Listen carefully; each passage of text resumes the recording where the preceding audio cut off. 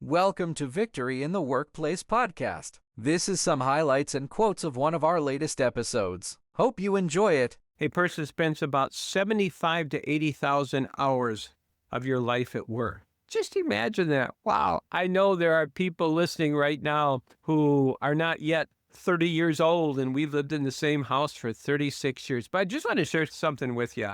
Whether you're 20 years old, 30 years old, or 15 years old, whatever, time flies. No kidding, friends. Time flies. Moving is not for the faint at heart. Oh my goodness. The packing up. We are Americans. And I don't think my wife and I are too different from any other American in the sense that we accumulate stuff. She looked at me. She put her hands down firmly on the desk and said, "Do you know how much America needs this message?" These German prisoners take this pile of rocks and they move them from point A to point B. Next day, commanding officer gives another order. He wants the pile of rocks moved back from where they are now to point A where they were on the first day. And the prisoners are like, "What? I've hated coming to work every day of my life for the last 30 years, and I can't wait to be free and to be retired.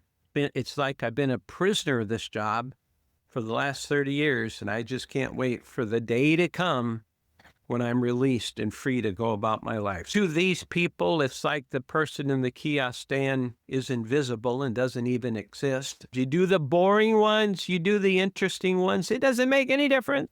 But you do them as a service to Jesus. You will have significance and you will have meaning at your job every day you go to work. The attitude, the action, the smile, the kind words or lack thereof for every person that comes across your pathway that day at work matters significantly to the Lord. But you can go to your job, pour your heart into it as an offering to the Lord. You can find purpose. You can find value.